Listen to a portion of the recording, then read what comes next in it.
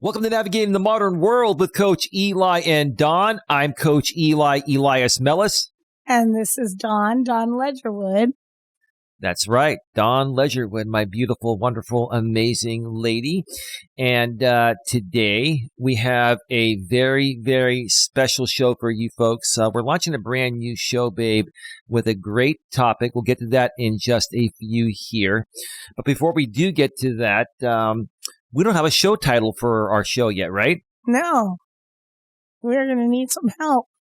We're going to need some help from our wonderful audience out there, our supporters, and we want to give you the opportunity to suggest a title for our new show. Now, we're going to be releasing this show on the main channel, Coach Eli, Elias Melas. That's where these pre-recorded shows are going to go.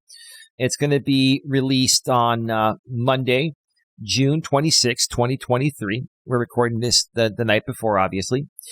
And we're going to give you folks until the following week, Sunday, July 2nd. It's already going to be July, huh, baby? I know, that's crazy. The year is flying by. It is flying by, but we're going to give you till Sunday, July 2nd, 2023 to either make a comment on one of our videos or email me directly at coacheli@coach.eliasmelas.com and send us your title suggestions for our new show.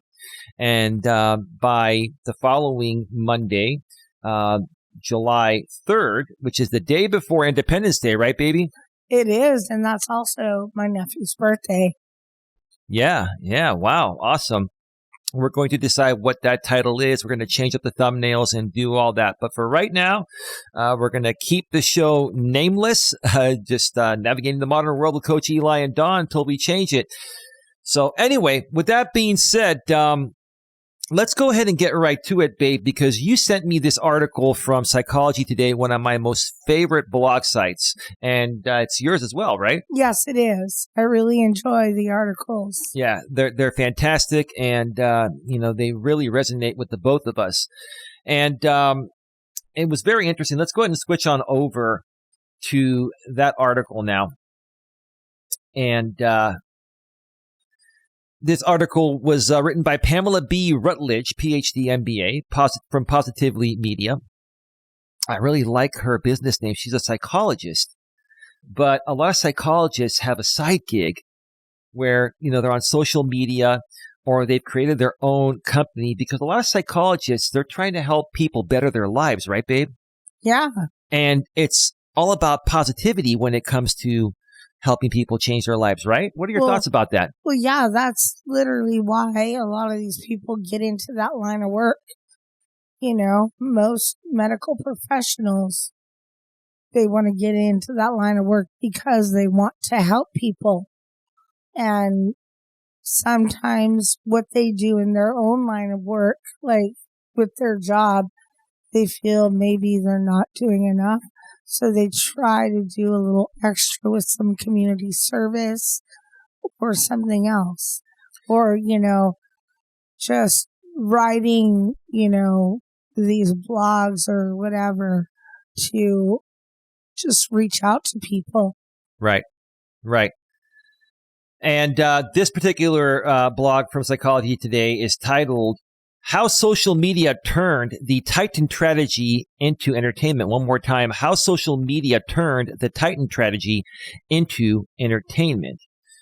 Yeah, I heard about this story, babe. It was about a group of people that, went into this,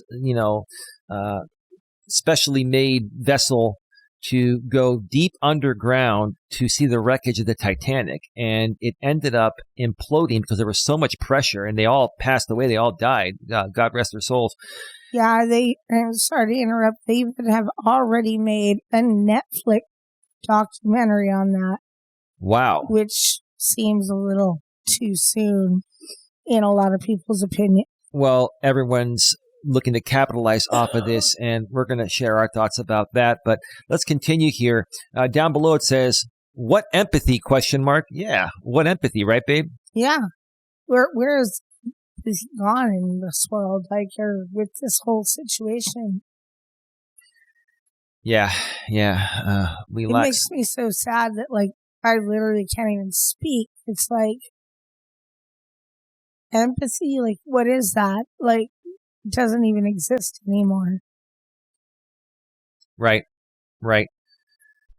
Yeah, it's really sad that the world today doesn't have a whole lot of empathy, because that's not what gets clicks and makes people money on the internet. It's a really, really sad thing. I mean, if I lacked empathy, I would be 10 times richer, baby. But I could never sell out Yeah, in that no way. kidding. You know what I Same. mean? Yeah, yeah. Same. That's just who my lady and I are. We're raw and real, and we'd rather go broke than become rich off of having a lack of empathy. It's just really sad to me. Because I have had many opportunities in many aspects of my life, but I have always chosen to rise above, because it's not worth it in the end to be that person, whether it's just like yesterday when we were at the grocery store. We were in the line, and Eli looked down at the ground, and there was a $20 bill. And what did he do? He picked it up, gave it to the cashier, and said, "Somebody dropped this," instead of putting it in his pocket. That was a noble thing to do, because you know what? Karma has no deadlines. And he did the right thing. And that's just what I want to be around. Yeah, no, actually, I did see a $20 bill at the supermarket. It was yesterday, right, babe? Yes. And yeah, I immediately turned around and handed it to the cashier. Like, we could all use an extra $20, and some customer probably dropped it, and I just turned it in, and hopefully the person that realized they dropped it comes back. If not, I did a good deed. I gave it to the company, and that's that. They'll put in some lost and found, and if nobody claims it, then maybe they'll donate it or something. But anyway, let's continue here. The Titanic, a lost sub, and wealthy explorers. It's too good a story. Yeah. Well, let's look at the key points here, and then we'll get into it. Key points: disasters capture attention, but stories keep us coming back. Huh, baby? What are your thoughts about that? Yeah, no, that's absolutely true. Okay. Yeah, no, I mean... Well, yeah, the initial disaster is what gets us to look into it. But when people keep going back and making stories out of it, that's what keeps us linking up to it. So it's like when somebody makes a movie out of it, or a documentary out of it, or whatever, that's what keeps us going back to tune into that. True. And I have nothing to add to it, because you just said everything I was going to add to it. So perfect, baby. Thank you for that. The Titan incident, which that's what they named this vessel, the Titan.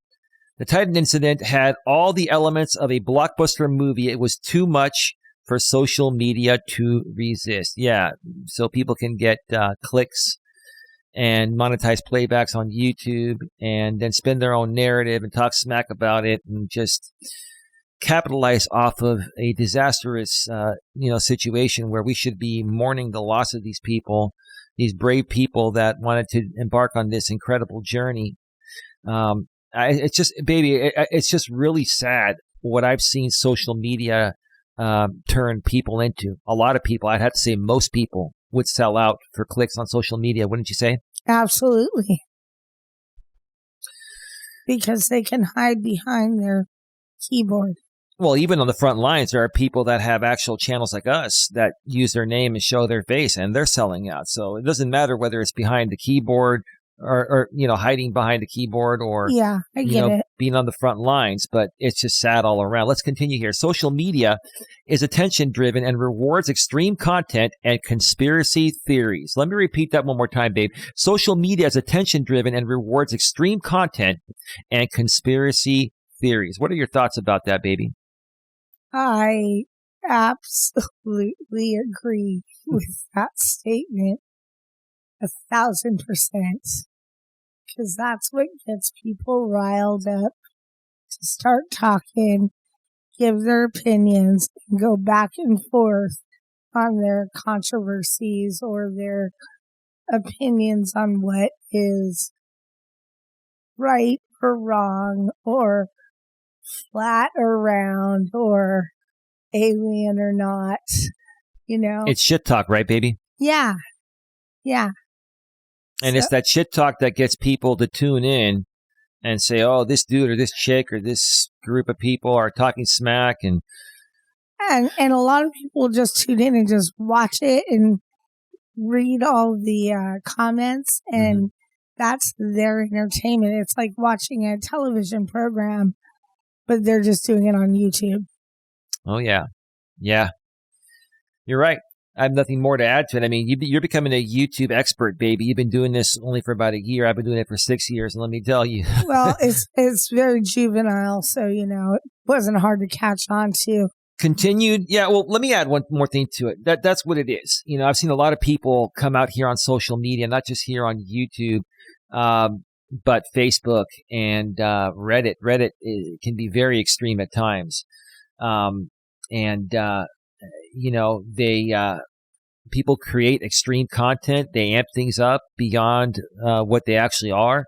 They exaggerate things, and that's because people will tune into that stuff. They like seeing extreme stuff, and people love conspiracy theories. And what people aren't understanding is that if you stretch the truth and if you stretch the truth on an actual story, it can be considered misinformation by the social media platform, including YouTube, and they can remove your content, aka your video or videos on YouTube for that. So, but some people just love taking these big risks because even if they get removed from one platform, they've already built an audience and then they'll take it elsewhere, right? I mean, that's just how it goes. But anyway. Final key point, continued speculation perpetuates the increasingly archetypal narrative independent of actual facts. So the bottom line is people are spinning their own narratives on this story or other stories like this in a way that's going to draw people in more than the actual story would have drawn people in, right? The actual story may draw you in. Oh, we feel bad. They passed away. But then people are not going to continue tuning in. If they people spin a narrative 5-6 different ways and then get other people to talk about it, it just keeps the back and forth going. That's what it's about, baby, for these people, right? No, yeah. Nothing more to add to that? No, I just didn't know what that word was. I wanted to look at it. And I've never actually heard of the word archetypal, but I figured out what it meant. I had to look at it and break it down. I'm not going to put it on the screen, but archetypal on YouTube, dictionary.com says that the meaning is, or the definition is very typical of a certain kind of person or thing. Mm-hmm. Yeah. Well, it's typical that these people spin these narratives out of context to get attention, right? Yeah. That's all it is. So. Yeah, no, I figured that all out, Base. I just wanted to look at that statement in full. Uh-huh. So I could dissect that statement, Right.